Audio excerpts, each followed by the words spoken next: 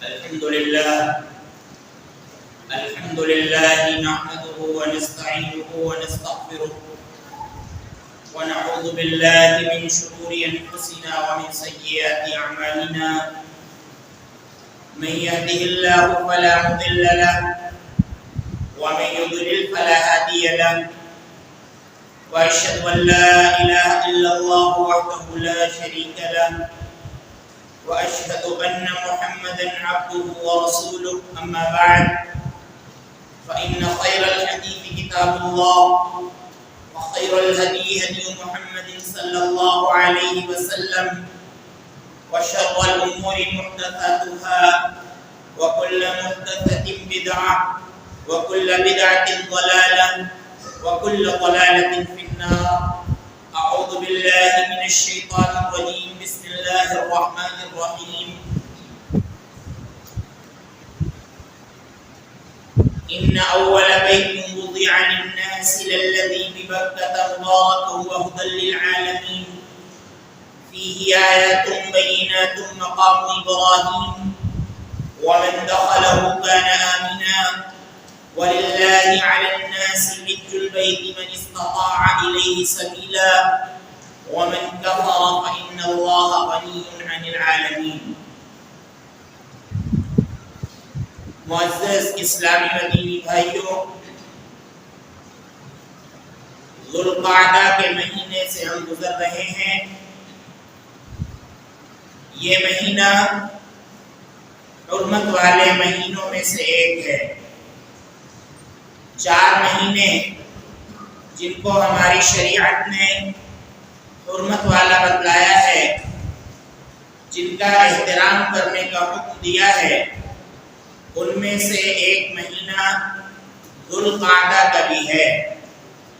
ذوالقعدہ کے بعد جو مہینہ ذوالحجہ کا آتا ہے، اس میں حجاج کرام دنیا کے مختلف علاقوں سے جا کر خانہ کعبہ کا حج کرتے ہیں. ہم میں سے ہر کسی کو یہ چاہت ہونی چاہیے کہ وہ اللہ رب العالمین کے لیے بنائے گئے اس دنیا میں سب سے پہلے گھر کی زیارت کی تمنا رکھے. اس گھر کے بارے میں اللہ کے رسول صلی اللہ علیہ وسلم نے فرمایا ہے کہ اگر کوئی مسجد حرام کے اندر ایک نماز پڑھتا ہے تو اسے بقیہ جگہوں کے مقابلے میں 1,00,000 نمازوں کا ثواب ملتا ہے. اور اسی طرح اگر کوئی مسجد نبوی میں یعنی مدینے کے اندر مسجد نبوی میں اگر کوئی ایک نماز پڑھتا ہے تو اسے اللہ رب العالمین بقیہ جگہوں کے مقابلے میں 1,000 نماز کا ثواب عطا فرماتا ہے. حرمین شریفین یہ محبت وحی ہیں، یہاں پر وحی کا نزول ہوا ہے، اور حرم کے اندر اللہ رب العالمین کا سب سے مبارک اور بابرکت گھر ہے، جس کے بارے میں اللہ رب العالمین فرماتا ہے. آیت کریمہ میں نے آپ کے سامنے تلاوت کی. اللہ کہتا ہے کہ ان اول بیت وضع للناس للذی ببکۃ مبارکا وہدی للعالمین. یہ سب سے پہلا گھر جو لوگوں کے لیے تعمیر کیا گیا اللہ رب العالمین کی عبادت سے کے مقصد سے، وہ گھر ہے جو مکہ کے اندر ہے، یعنی خانہ کعبہ. خانہ کعبہ اس دنیا کے اندر اللہ رب العالمین کی عبادت کے لیے بنایا گیا سب سے پہلا گھر ہے. اللہ رب العالمین فرماتا ہے کہ اس گھر کے اندر یعنی حرم کے اندر ہدایت موجود ہے، لوگوں کے لیے ہدایت موجود ہے، اور اسی طرح سے یہ جگہ امن کی ہے. اللہ رب العالمین نے فرمایا کہ وَمَن دَخَلَهُ كَانَ آمِنًا، کہ جو شخص اس میں داخل ہو گیا یعنی حرم کے اندر داخل ہو گیا، وہ امن میں آ گیا، وہ سکون میں آ گیا، اس کے ساتھ کوئی چھیڑ چھاڑ نہیں کی جائے گی. یہاں تک کہ جب ہم حدیث کا مطالعہ کرتے ہیں تو اللہ کے رسول صلی اللہ علیہ وسلم نے فرمایا کہ حرمین کی گھاس کو بھی نہیں اکھاڑا جائے گا، اور اسی طرح سے یہاں کے جانور کو بھی نہیں بھگایا جائے گا. یہاں اگر کوئی جانور ہے تو اس کا شکار بھی نہیں کیا جائے گا اور اس کو بھگایا بھی نہیں جائے گا. اللہ کے رسول صلی اللہ علیہ وسلم نے اس انداز سے خانہ کعبہ کی حرمت کا ذکر کیا ہے. اللہ رب العالمین فرماتا ہے کہ فیہ آیات بینات مقام ابراہیم، کہ یہاں پر یعنی مکہ کے اندر، حرم کے اندر اللہ رب العالمین کی بہت سی واضح نشانیاں موجود ہیں. اللہ رب العالمین کی بہت سی نشانیاں موجود ہیں.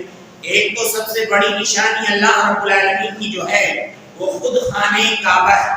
خانہ کعبہ یہ اللہ رب العالمین کی بہت بڑی نشانی ہے کہ جس کی بنیاد اللہ رب العالمین نے خود فرشتوں کے ذریعے رکھی. فرشتوں کے ذریعے اس کی بنیاد دنیا کے اندر سب سے پہلی رکھی گئی اور اس کے بعد 40 سال کے بعد مسجد اقصی کی بنیاد اللہ رب العالمین نے فرشتوں کے ذریعے رکھی. تو خانہ کعبہ کی بنیاد اس دنیا کے اندر سب سے پہلے رکھی گئی اور خود اللہ رب العالمین نے رکھی.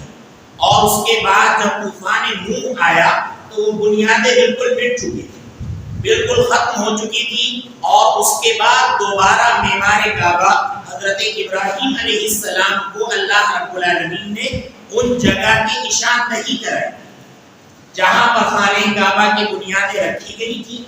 اللہ رب العالمین نے دوبارہ ابراہیم علیہ السلام کو اس جگہ کی نشاندہی کرائی اور اللہ رب العالمین نے اس کا ذکر قرآن کریم کے اندر کیا ہے کہ وَإِذْ بَوَّأْنَا لِإِبْرَاهِيمَ مَكَانَ الْبَيْتِ أَلَّا تُشْرِكْ بِي شَيْئًا وَطَهِّرْ بَيْتِيَ لِلطَّائِفِينَ وَالْقَائِمِينَ وَرُكَّعِ السُّجُودِ. اللہ رب العالمین نے فرمایا کہ ہم نے ابراہیم علیہ السلام کے لیے خانہ کعبہ کی بنیاد کی نشاندہی کی، اس کی جگہ کی نشاندہی کی کہ یہاں پر اتنی جگہ پر خانہ کعبہ بنا ہوا تھا، لہذا اب تم کو بھی اس کی بنیادوں کو بلند کرنا ہے. اور ابراہیم علیہ السلام نے اپنے بیٹے کے ساتھ مل کر، اسماعیل علیہ السلام کے ساتھ مل کر خانہ کعبہ کی بنیادوں کو بلند کیا. اللہ رب العالمین آگے فرماتا ہے کہ اس گھر کو بنانے کا مقصد کیا ہے. اللہ رب العالمین نے خانہ کعبہ کو کیوں بنوایا؟ اللہ رب العالمین فرماتا ہے کہ اللہ تشرک بی شیئا، اس کے بنوانے کا سب سے بڑا مقصد یہ ہے اے ابراہیم کہ تم میرے ساتھ شرک مت کرو. کتنا اہم مقصد ہے، آپ دیکھ لیجئے.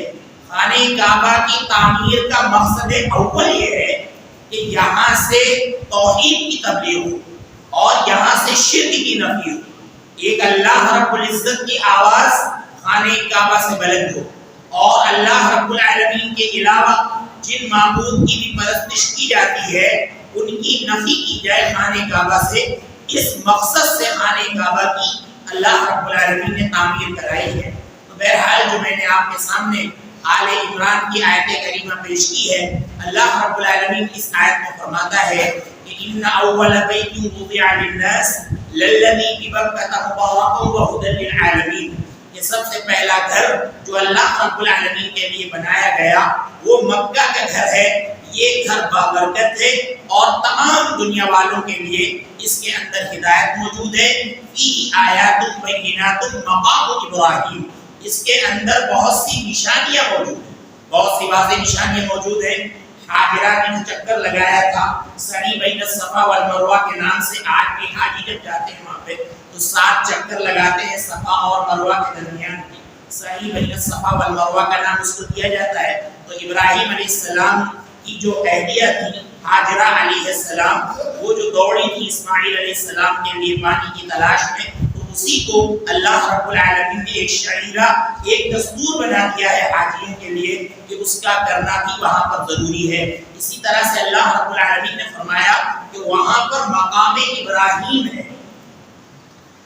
مقام ابراہیم یعنی وہ پتھر کہ جس پر ابراہیم علیہ السلام کھڑے ہو کر خانہ کعبہ کو بنا رہے تھے، خانہ کعبہ کی تعمیر کر رہے تھے، وہ پتھر آج بھی وہاں پر موجود ہے.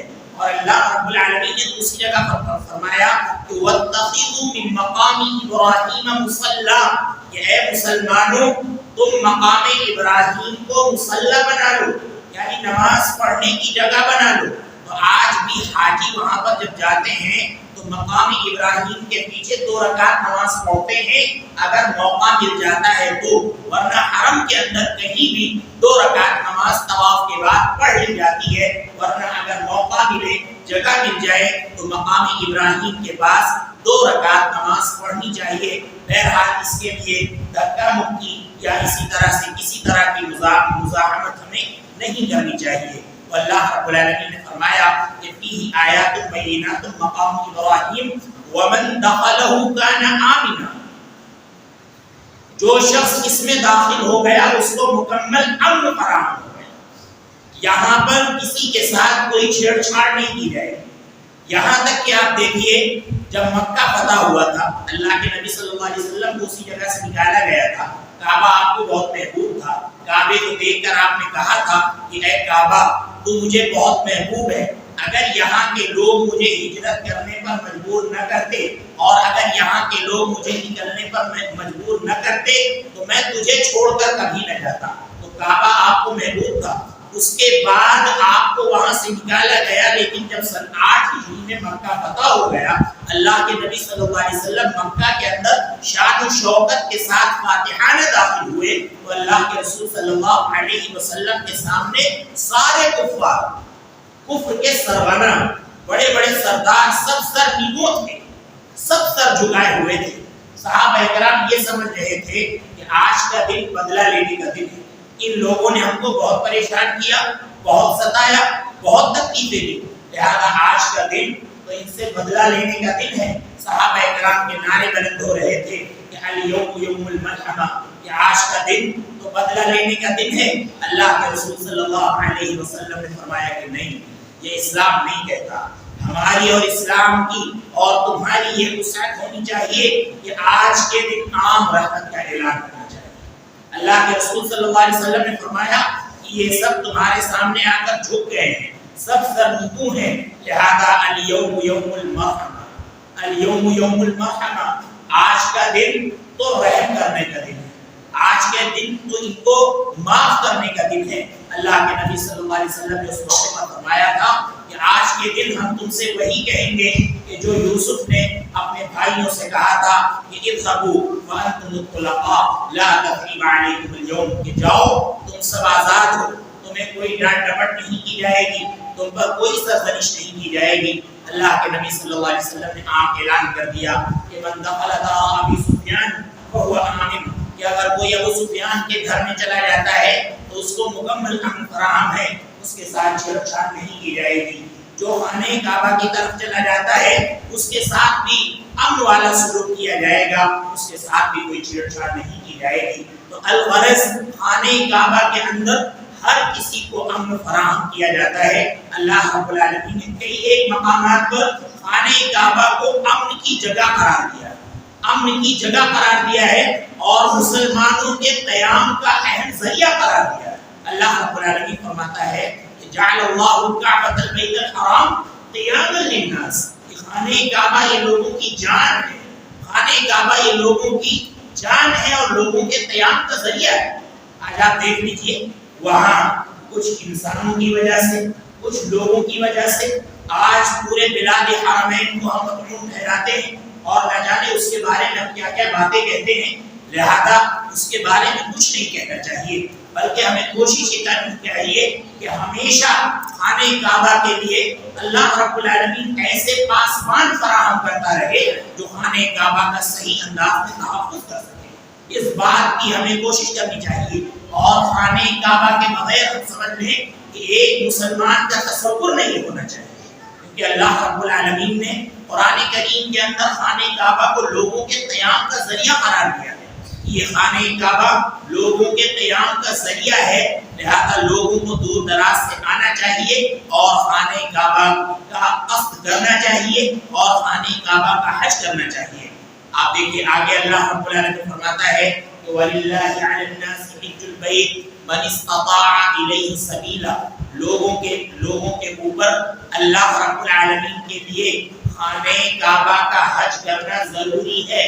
فرض ہے، اللہ رب العالمین فرماتا ہے من استطاع الیہ سبیلا، جو وہاں تک پہنچنے کی طاقت رکھتا ہے اس کے لیے خانہ کعبہ کا حج کرنا یہ واجب اور ضروری ہے۔ اللہ کے رسول صلی اللہ علیہ وسلم سے جب پوچھا گیا کہ اللہ کے نبی صلی اللہ علیہ وسلم طاقت کا کیا مطلب ہے، استطاعت کا کیا مطلب ہے، تو اللہ کے رسول صلی اللہ علیہ وسلم نے فرمایا کہ الزاد والراحلہ، انسان کے پاس وہاں تک پہنچنے کا خرچ ہونا چاہیے، والراحلہ اور سواری ہونی چاہیے۔ اللہ کے نبی صلی اللہ علیہ وسلم نے فرمایا کہ اگر کسی کے پاس اتنا خرچ ہے اہل و عیال کے خرچ کے علاوہ کہ وہ خانہ کعبہ جائے گا اور جتنے دن وہاں پر رہنا ہے وہ خرچ برداشت کر پائے گا، اور اس کے بعد اس کے پاس سواری کا بھی خرچ ہے، تو ایسے شخص کو حج کر لینا چاہیے، ایسے شخص پر حج فرض ہے۔ اور اسلام کی یہ پانچویں اہم بنیاد ہے۔ ہم جانتے ہیں اللہ کے رسول صلی اللہ علیہ وسلم نے فرمایا کہ اسلام کی بنیاد 5 چیزوں پر ہے، ان میں 5ویں نمبر پر اللہ کے رسول صلی اللہ علیہ وسلم نے فرمایا کہ وہ حج البیت من استطاع الیہ سبیلا، خانہ کعبہ کا حج کرنا اس شخص کے لیے جو وہاں تک پہنچنے کی طاقت رکھتا ہے اس کے لیے واجب اور ضروری ہے۔ لہذا ہم میں سے جو بھائی بھی اس لائق ہیں کہ وہ خانہ کعبہ کا حج کر سکتے ہیں ان کو حج کرنا چاہیے۔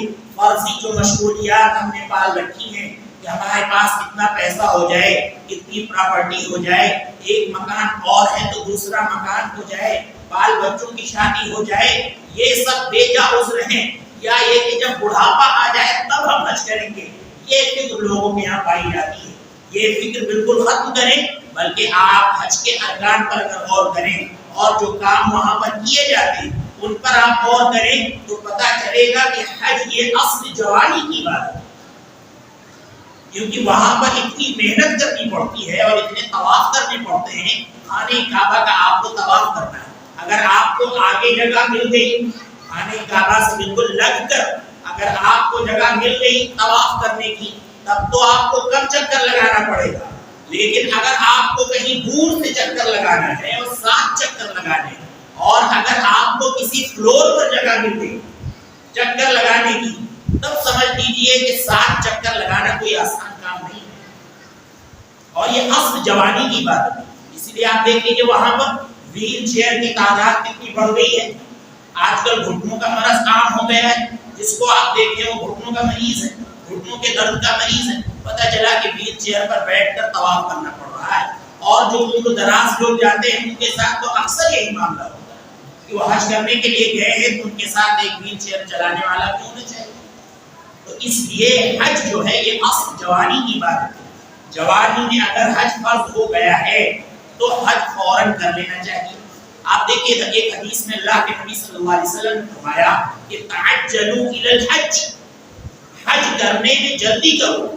اللہ کے نبی نے فرمایا فإن أحدكم لا يدري ما يحدث له، کیونکہ تم میں سے کوئی انسان نہیں جانتا ہے کہ اسے کیا پیش آ جائے، من مرض او حاجت، کوئی بیماری پیش آ جائے، کوئی ضرورت پیش آ جائے۔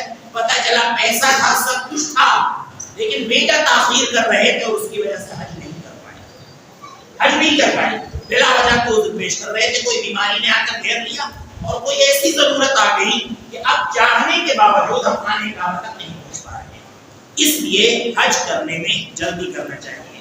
تو حج یہ اسلام کا 5واں رکن ہے، اور آیت کی روشنی میں پتہ چلتا ہے کہ یہ حج جو لوگ وہاں تک پہنچنے کی طاقت رکھتے ہیں ان پر فرض ہے۔ اور آپ دیکھیں ابراہیم علیہ السلام کے ضمن میں اللہ رب العالمین فرماتا ہے کہ وَأَذِّن فِي النَّاسِ بِالْحَجِّ يَأْتُوكَ رِجَالًا وَعَلَىٰ كُلِّ ضَامِرٍ يَأْتِينَ مِن كُلِّ فَجٍّ عَمِيقٍ۔ خانہ کعبہ کی جب تعمیر کر چکے ابراہیم علیہ السلام تو اللہ رب العالمین نے ابراہیم علیہ السلام کو حکم دیا وَأَذِّن فِي النَّاسِ بِالْحَجِّ، اے ابراہیم آپ لوگوں میں حج کا عام اعلان کر دیجیے۔ یأتوک رجالا، جو لوگ پیدل آ سکتے ہیں آس پاس میں رہتے ہیں ان لوگوں کو پیدل آنا چاہیے، اور جو لوگ پیدل نہیں آ سکتے ہیں وعلی کل ضامر، ان کو جو ہے سواری پر سوار ہو کر آنا چاہیے۔ یأتیک من کل فج عمیق، یأتینا من کل فج عمیق، دور دراز کی گلیوں سے پوری دنیا میں جہاں بھی مسلمان آباد ہیں وہاں سے ان کو خانہ کعبہ کا قصد کرنا چاہیے، خانہ کعبہ تک آنا چاہیے۔ یہ آپ دیکھ لیجئے، یہ حج کی اہمیت ہے اسلام کے اندر۔ اور حضرت عمر رضی اللہ عنہ سے ایک اثر ملتا ہے، وہ جو ہے کہا کرتے تھے کہ میرا دل چاہتا ہے کہ میں شہروں کی طرف لوگوں کو بھیجوں اور وہ لوگوں کے گھروں کا جائزہ لیں، لوگوں کے حالات کا جائزہ لیں اور دیکھیں کہ جو لوگ حج فرض ہونے کے باوجود حج نہیں کر رہے ہیں ان کے اوپر ٹیکس لگایا جائے، ان کے اوپر ٹیکس لگایا جائے، اور حج فرض ہونے کے باوجود وہ حج نہیں کر رہے ہیں تو ماہم بمسلمین ماہم بمسلمین، ایسے لوگ ابھی اسلام میں داخل نہیں ہوئے، ایسے لوگ ابھی اسلام میں داخل نہیں ہوئے، کیونکہ حج کرنا یہ اسلام کی بنیاد ہے، اور اسلام کی بنیاد کو آپ نہیں کھڑا کر رہے ہیں بلکہ اس کو ڈھا رہے ہیں، تو اس کا مطلب یہ ہے کہ ابھی آپ اسلام میں پورے طور پر داخل نہیں ہوئے۔ تو آج آپ دیکھ لیجیے کتنے لوگ بوڑھے ہوئے جا رہے ہیں، ان کے پاس طاقت استطاعت ہے، لیکن فرضی معاملات میں وہ اتنا پھنسے ہوئے ہیں، دنیا داری میں اتنے پھنسے ہوئے ہیں کہ وہ خانہ کعبہ کا حج نہیں کر پا رہے ہیں۔ حالانکہ ہر مسلمان کی کوشش ہونی چاہیے، ہر مسلمان کی تمنا ہونی چاہیے کہ وہ اپنے اندر یہ تمنا رکھے کہ خانہ کعبہ کا جب بھی موقع ملے گا اور جب بھی ہمیں اتنا اللہ رب العالمین پیسہ دے گا، اگر حج نہ کر پائے تو عمرہ کر کے ہم ضرور خانہ کعبہ کی زیارت کریں۔ ہر مسلمان کے اندر یہ فکر ہونی چاہیے کہ ہم خانہ کعبہ کی زیارت کریں گے۔ اگر حج کا موقع نہیں مل پایا، حج کے پیسے ہمارے پاس نہیں ہیں، تو عمرہ کے پیسے اگر ہیں تو ہم انشاءاللہ عمرہ کر کے خانہ کعبہ کی زیارت کریں گے اور اللہ کے رسول صلی اللہ علیہ وسلم کی مسجد کی زیارت کریں گے۔ ہر کسی کی یہ فکر ہونی چاہیے، ہر کسی کو یہ سوچنا چاہیے۔ آپ دیکھیں یہ تو رہی اہمیت حج کی، اب حج کی فضیلت کیا ہے؟ اللہ کے رسول صلی اللہ علیہ وسلم نے فرمایا کہ من حج، کہ اگر کسی شخص نے حج کیا، فلم یرفث ولم یفسق، اور اس نے کوئی غلط کام نہیں کیا حج میں، ولم یفسق، اور نہ تو اللہ کی نافرمانی کا کوئی کام کیا، تو اللہ کے نبی فرماتے ہیں کہ رجع کیوم ولدتہ امہ، وہ اس طرح سے حج کر کے لوٹتا ہے کہ گویا کہ اس کی ماں نے اس کو آج ہی پیدا کیا۔ جس طرح سے بچہ پیدا ہوتا ہے تو کسی طرح کا کوئی گناہ اس میں نہیں رہتا، اسی طرح سے جب حاجی حج کر کے آتا ہے اور ٹھیک سے کرتا ہے، ارکان و واجبات کا خیال کرتے ہوئے، اور اسی طرح سے کوئی نافرمانی کا کام اس میں نہیں کرتا ہے اور رفث وغیرہ نہیں کرتا ہے، جماع وغیرہ سے پرہیز کرتا ہے، بچتا ہے، اور اس طرح کے دوسرے کاموں سے بچتا ہے، اللہ کے نبی صلی اللہ علیہ وسلم نے فرمایا کہ وہ اس طرح سے لوٹتا ہے گویا کہ وہ آج ہی اپنے ماں کے پیٹ سے جنا گیا ہے۔ اتنا زیادہ ثواب ہے، اللہ اس کے گزشتہ تمام گناہوں کو معاف کر دیتا ہے اور اس کی زندگی حج کرنے کے بعد بالکل بدل جاتی ہے۔ ایک حدیث میں اللہ کے نبی نے فرمایا کہ العمرۃ الی العمرۃ کفارۃ لما بینہما، ایک عمرہ دوسرے عمرے کے درمیان کے گناہوں کا کفارہ ہے، یعنی ایک عمرہ کیا اور اس کے بعد ہم نے دوسرا عمرہ کر لیا تو اس بیچ جو گناہ ہوئے ہیں اللہ رب العالمین ان گناہوں کو معاف کر دیتا ہے۔ اور اللہ کے نبی نے فرمایا کہ والحج المبرور لیس له جزاء الا الجنہ، اور حج مبرور کا بدلہ جنت کے سوا کچھ نہیں۔ حج مبرور، جس حج کے اندر نیکی کی گئی ہو، بھلائی کی گئی ہو، جس حج کے اندر شریعت کا خیال کیا گیا ہو، جس حج کے اندر ارکان اور واجبات کا خیال کیا گیا ہو، اللہ کے نبی صلی اللہ علیہ وسلم نے فرمایا کہ لیس له جزاء الا الجنہ، کہ ایسے حج کا بدلہ جنت کے سوا کچھ بھی نہیں۔ آپ دیکھیں ہم نے بتلایا کہ مسجد حرام میں ایک نماز پڑھنے کا ثواب 1,00,000 نماز کے برابر ہے، 1,00,000 نماز کے برابر، اور مسجد نبوی میں نماز پڑھنے کا ثواب 1,000 نماز کے برابر ہے۔ آج آپ دیکھ لیجیے کتنے بد نصیب ہیں ہمارے مسلمان بھائی جو امت کے اندر افتراق اور انتشار پھیلاتے ہیں، خانہ کعبہ ہو کر چلے آتے ہیں اور ان کو توفیق نہیں ملتی ہے کہ مسجد حرام میں نماز پڑھیں، مسجد حرام میں نماز نہیں پڑھتے ہیں۔ اتنے بد نصیب ہیں وہ کہتے ہیں کہ ان کے پیچھے ہماری نماز نہیں ہوتی، ان کے پیچھے ہماری نماز نہیں ہوتی۔ آپ حج کرنے کیوں وہاں پر پہنچ گئے؟ جب آپ کو اللہ کے نبی صلی اللہ علیہ وسلم کی مسجد سے الرجی ہے، جب آپ کو خانہ کعبہ سے الرجی ہے، الرجی ہی کہیں گے کہ آپ وہاں پر گئے اور صرف وہاں کے لوگوں کی وجہ سے آپ نے خانہ کعبہ میں نماز نہیں پڑھی، اور آپ یہ کہہ رہے ہیں کہ ایسے لوگوں کے پیچھے ہماری نماز جائز نہیں ہے. آپ سمجھ لیں اللہ رب العالمین نے خانہ کعبہ کے لیے ایسے متولی اور ایسے امام فراہم کیے ہیں جو سب کے سب اہل توحید ہیں، جو سب کے سب اہل توحید ہیں. وہ حرم کے منبر سے توحید بیان کرتے ہیں، وہ حرم کے منبر سے سنت بیان کرتے ہیں، وہ حرم کے منبر سے حق بیان کرتے ہیں. اللہ رب العالمین نے وہاں ایسے ائمہ فراہم کیے ہیں اور ایسے متولی فراہم کیے ہیں. اگر آپ اتنے بد نصیب ہیں کہ خانہ کعبہ جا رہے ہیں اور وہاں جا کر وہاں کے امام کے پیچھے نماز نہیں پڑھ رہے ہیں تو اس سے بڑی بد نصیبی کچھ نہیں ہو سکتی، اس سے بڑی بد نصیبی کچھ نہیں ہو سکتی ہے. لہذا ان سب باتوں پر دھیان نہیں دینا چاہیے اور فکر ہونی چاہیے کہ ہم امت کو جوڑ کر چلیں، اور حج کا جو فریضہ ہے اس کی اہمیت کو ہمیں سمجھنا چاہیے. جو بھی مسلمان بھائی اس لائق ہیں تو خانہ کعبہ کا حج کر سکتے ہیں. دوسری تمام مصروفیات سے خالی ہو کر ان کو پہلے جو ہے حج کرنا چاہیے، پہلے حج کرنا چاہیے. لہذا بہت سے جھوٹے بہانے، جھوٹے عذر پیش کیے جاتے ہیں کہ ابھی ہم جو ہے ابھی ہم بوڑھے نہیں ہوئے ہیں، ابھی ہم حج کرائیں گے تو ہم سے اور گناہ ہوں گے. لہذا جب سارے گناہ ہو جائیں تو بالکل آخر میں چلو حج کر لیں گے. یہ کون سی فکر ہے کہ جب سارے گناہ ہو جائیں گے تو اس کے بعد حج کرنے کے لیے چلو؟ کیا آپ کو پتا ہے کہ آپ زندہ رہیں گے؟ کچھ نہیں پتا. زندگی کا کوئی بھروسہ نہیں ہے. ہو سکتا ہے کہ آپ چلے جائیں دنیا سے اور حج فرض تھا آپ کے اوپر اور آپ نے حج نہیں کیا. لہذا یہ جھوٹا بہانہ ہے. اسی طرح سے بعض لوگ کہتے ہیں کہ بچوں کی شادی کر لیں، اور شادی بھی کیسی کہ 5-10 لاکھ روپے لگائے جا رہے ہیں، حج نہیں کیا جا رہا ہے. حج نہیں کیا جا رہا ہے. بچوں کی شادی پر 5-10 لاکھ روپے لگا کر حج ان پر برباد کیے جا رہے ہیں اور حج نہیں کیا جا رہا ہے. لہذا 50,000 میں 1 لاکھ میں آپ اپنی بیٹی کو روک سکتے ہیں، اور باقی جو پیسہ ہے اتنے آئٹم کھلانے کے بجائے آپ ان پیسوں سے حج کریں. بیٹے کا ولیمہ مختصر انداز میں کریں، اور جو باقی پیسہ بچ رہا ہے اس سے آپ خانہ کعبہ کا حج کریں. اور آپ کی موجودگی ضروری ہے، آپ کی رضامندی تو ضروری ہے. اگر آپ کی بیٹی کی شادی ہے، اگر آپ کی بیٹی کی شادی ہے تو آپ کی موجودگی ضروری نہیں، آپ کی رضامندی ضروری ہے. آپ کسی کو سونپ کر چلے جائیں کہ میری بیٹی کا نکاح کر دینا، میں جا رہا ہوں حج کے لیے.